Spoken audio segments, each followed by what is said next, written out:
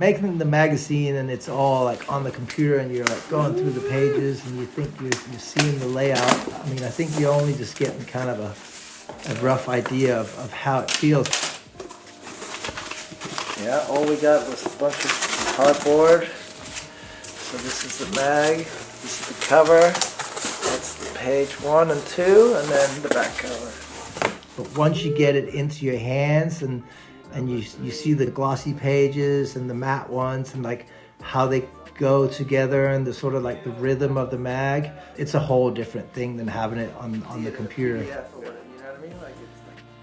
So Silverlab is our local lab here in Copenhagen. The work that they do at Silverlab is top notch.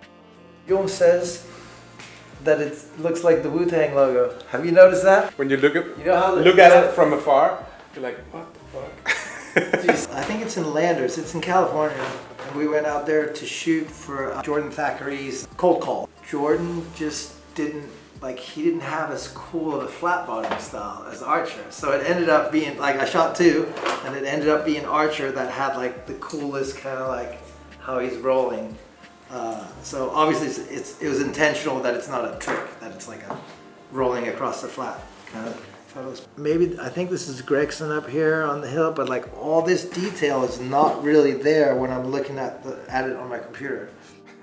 Jon, who does a lot of the handprints out there, just does amazing work, and he's a rad photographer, and he skates, and yeah, just a all-around rad dude. So got linked up with him and wanted to get some cool darkroom prints done, like proper like hand prints, you know.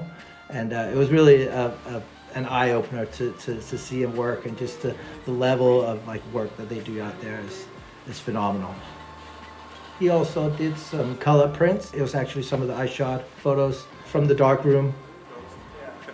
Shad was like the perfect person to hit up to do something with, because we share similar interests. I was pretty blown away by all the stuff that he had there. He's definitely like a gear freak, like you know, like just in the time that we were there, I think he opened like, I don't know, like 2 or 3 boxes with like new camera gear that he'd ordered off somewhere. It's like pulling out camera. Oh yeah, look at this new one that I just ordered. Did you notice that his camera's got his name on it? Number 34. Because he helped with the Kickstarter for that company. Oh. So I guess the first batch they made or whatever, they like numbered them all and like put everyone's names on there and stuff.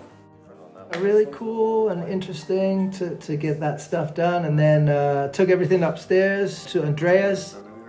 He's a really good framer, so he got everything framed up. We got all the museum glass that he cut everything to size, and got the passepartouts made. Well, this one's a job where someone sat and did this all day long. All you do is sit and retouch. Yeah, overall everything just came out just fantastic. Like I'm actually sitting here looking at them right now. They're standing here in my office, and yeah, pretty proud of the work, but can't say that it's my work alone. You know, there's definitely like a lot of really skilled people to help create those images. The experience of making the mag was pretty intense, and everything sort of like had to just come together. Not last minute, but I was definitely like hounding people for interviews and trying to get the last bits sort of like sewn up. This is not coming on the exhibition. This is my daughter's. The trip to California definitely was like the moment for me where I kind of found that this was real, like, and that it was a lot easier to grasp than I had initially thought. I think just being in California, just with my old network of people, and you know, hanging out with Arto and just being in LA, there just seemed to be like, you know, a wealth of like impactful stuff to grab a hold of, and like lots of people to skate with, and just like almost seemed like infinite opportunities to create articles for the mag. We went out on a few different days, different missions. Hugo and Grant were kind of like the driving forces, and also Jesse Alba. I ended up just shooting and not even skating, just because it was so heavy. Like it was like a proper pool session, and there was probably 15 people of us in this backyard, like barge, in a nice neighborhood. So it was definitely like a pretty heavy session.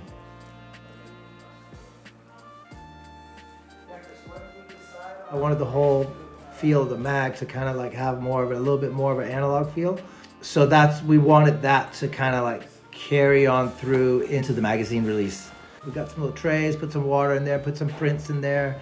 We dedicated one of the rooms to kind of like look a little bit like a dark room. So we got an enlarger from Silverlab, and all the paper clips to like hang up the photos, a bunch of old like film canisters. Just wanted to kind of have like a little bit of a dark room feel over at the release.